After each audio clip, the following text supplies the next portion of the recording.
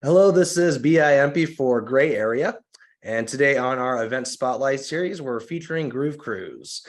Now in their 19th year of operations and with the 35th ship embarking from the Port of Miami, Groove Cruise has evolved from humble beginnings to become a global institution that consistently features a who's who of international dance music artists across genres. Today, we're pleased to be joined by Groove Cruise Managing Director, John Porrata. John, welcome to Gray Area. Thanks for having me. Great. Well, let's get right into it. Groove Cruise's mission statement is to create world-class festival experiences for lovers of dance music as a way to connect and celebrate life on the open ocean. So I was wondering if we could start by telling us kind of the genesis of Groove Cruise, so the people and the ideas involved in the early years, and kind of how that musical lineup first came together. Yeah, for sure. So Group Cruise is we're whoops. Like you're saying, we're in our 19th year, celebrating our 20th anniversary next January 2024, and started with Jason. He had this idea to get some friends together, go on a cruise and throw a music festival. Took him 7 years, and he chartered his first ship, and that was really when Group Cruise kind of first became a full ship charter. Since then, we've obviously done 35. We're about to go on our 35th sailing next week. So based on when this comes out, January 19th of 2023. And yeah, super excited to be a part of it. We have built this brand around the community. It's more of a celebration of new experiences, memories that last for a lifetime. It's all about the journey that one takes. It's a little different because of how close our community is. We have, I think we have 11. Well, I probably shouldn't say this, but we have like 11 proposals coming up on this next one. A lot going on, right? We had I think we had 8 or 9 on the last one. We've had weddings, people celebrate divorces on it, birthdays, bachelor parties, bachelorette parties. No matter what, you're celebrating something, you're celebrating life. Jason's one sole core value with across wet travel, which in the dictionary, wet means to excite. Like wet your palate, WHET. And his core value is to excite the lives of a million people. So he's very far off from that, but it's not going to stop him from doing it. So we're on this mission with him. Yeah, it's an incredible mission, and the community that grows up around Groove Cruise is really fascinating to me. I wonder if you talk a little bit about how, with such a solid core community, how you kind of program the musical lineup in the festival, how kind of across genres that comes together, kind of from the beginning until now. I mean, you've been in operation for near 2 decades now, from the early 2000s through the EDM craze of the 2010s and up to kind of where we're going now in the future. So I was wondering if you could kind of talk about the musical lineup and the aspect with your community there too. Yeah, absolutely. So we call our community, our guests, our fans, captains. They're what steer the ship. Everything that we do, from branding to themes to the lineup to what ships we use, what destinations we go to, we base it all on our captains. So we do surveys. We have our attendee groups. So we're very intuitive, and we read and react to each of their comments. If they want chicken fingers, which has been something that I always joke about when I do these, is that for the longest time on our surveys, chicken fingers was like the #1 requested food. And we had chicken fingers on the last one. The highest brow and the lowest brow, wherever it goes, right? They literally couldn't produce them fast enough. It was absolutely astonishing. But yeah, so basically what the lineup is, we take a look at everything that, everyone requests. Obviously, there's going to be some ones that we can't touch. We are, in fact, an independent promoter.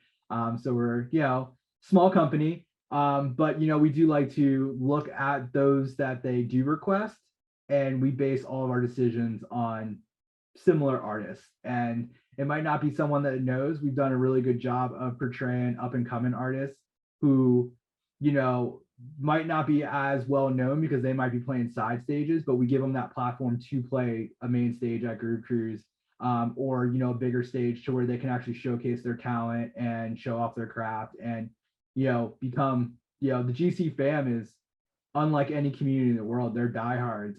We had one particular artist on Orlando that not many people were familiar with, and she was actually texting us and saying like, "Oh my God, there's like 50 people here from Groove Cruise that I met, and they don't even live in this state. Like, what's going on?"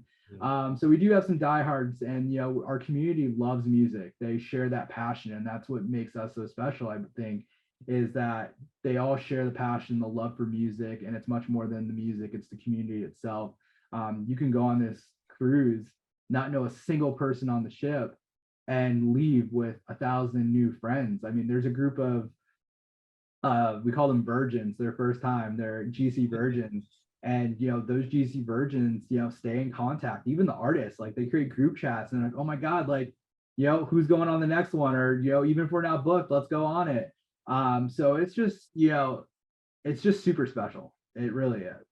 Yeah. So that's kind of where the inception of the lineups come from. We're obviously multi-genre. So we have house music, which is going to be our Rise and Tides brand. Embark is our trance brand. Abyss is our underground and techno brand. And then our latest one is Sirens Echo, which is our melodic brand, which we kind of started creating before COVID. And feel like that's such a swear word right now, but Yeah. prior to the world shutting down, we started working on this brand, and unfortunately, we couldn't proceed. Music festivals and cruise ships, were shut down. But we did it through the live streams. We started building it in the behind the scenes, and we fully unveiled it for the first time on Cabo as Sirens Echo, and it was warmly receptive, and we're very excited to continue to watch it grow. Yeah, I think hearing about you develop the I guess the brands within the brands, I guess the different genres of music, and hearing the feedback from the captains and your community is really interesting to hear you build Groove Cruise that way. I'm really interested, talking about the independent company aspect and the grassroots nature of Groove Cruise. You've got kind of really major players in global dance music. Like Insomniac running, kind of competitors like Holy Ship, and they just announced EDC. I'm just kind of interested in how where you find your place in kind of global dance music as that independent company who really through a lot of your decisions are kind of driving that conversation in your own way. I'm wondering if you could talk about that a little bit. Yeah, I think that's kind of what makes us so special and unique, because we're not a faceless organization. Everyone kind of knows the wet travel staff.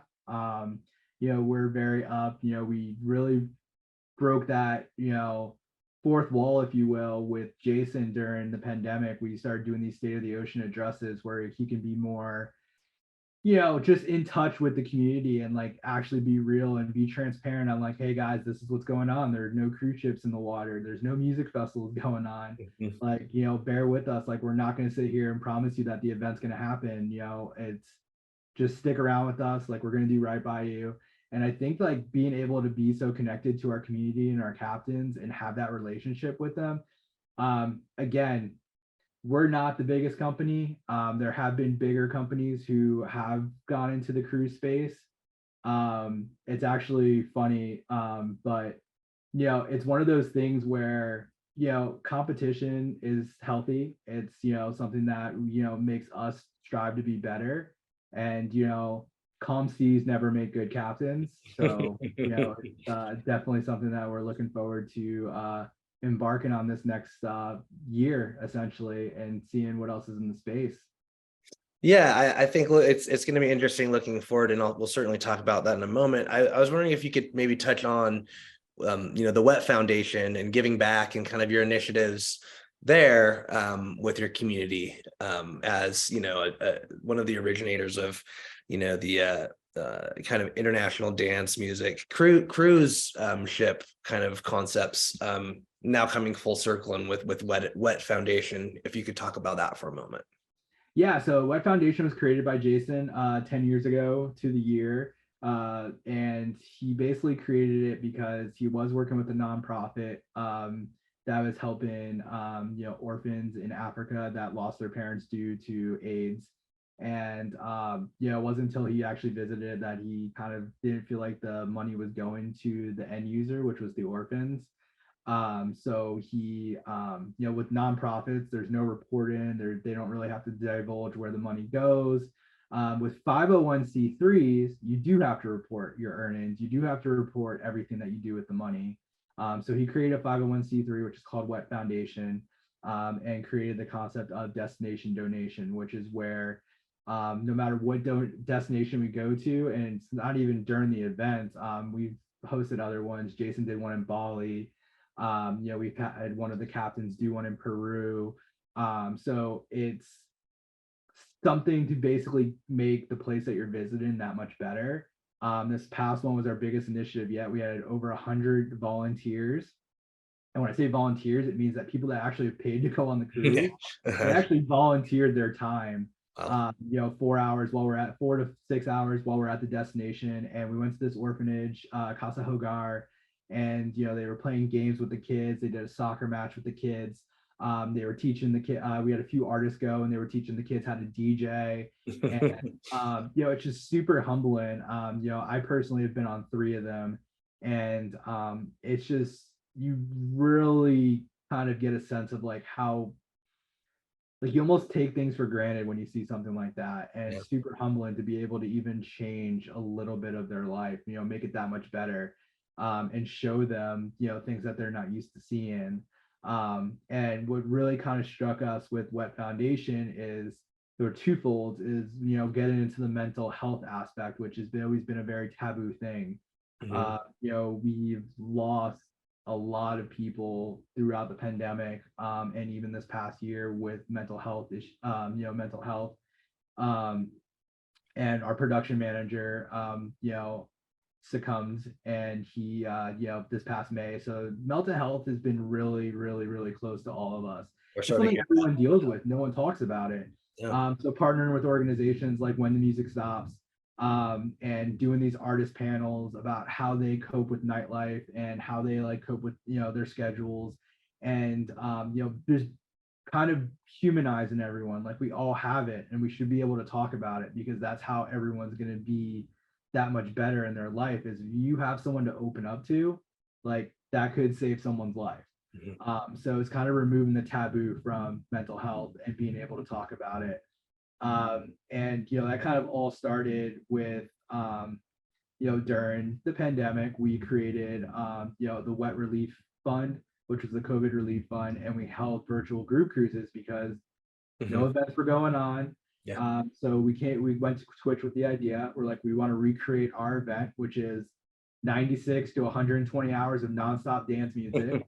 We want to do it live, Mhm. and we don't want to pre-record it. We don't want to fly the artist to a studio, pre-record it, and then pretend that it's live. Real Like, we stuff. want to do it live. Yeah. Like, when the internet goes down, you know, the internet went down. When the artist needs to go to the bathroom, like, we had we had one of our GC residents, Doc Brown. He played like 36 hours, Wow. and it was Fingers like, bleeding. it was like, I was Sunday morning slash Monday morning, and it was going into almost Tuesday at this point. And like, he was like, if you guys want me to keep playing, send me a pizza. I'm hungry.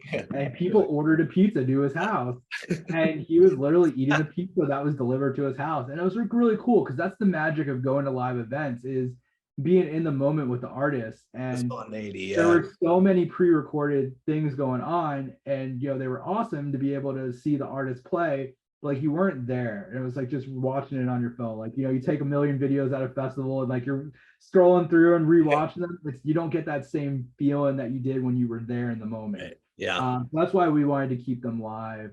You know, we had Emma Hewitt live from Australia. We had, you know, Jeffrey Sartorius playing live from the Netherlands.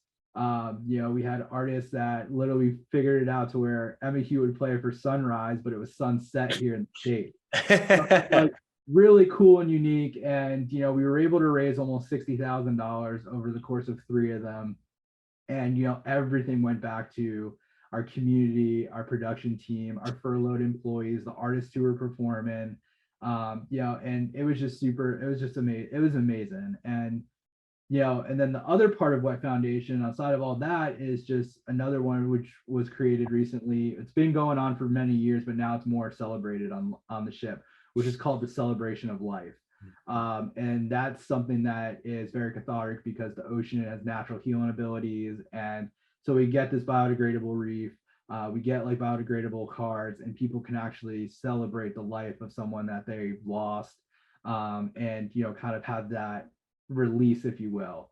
And everyone puts them in the reef and we send it out to sea, and it's just a very emotional time. And it's really unique because, again, it's not just a music festival, it is an experience. It's life changing.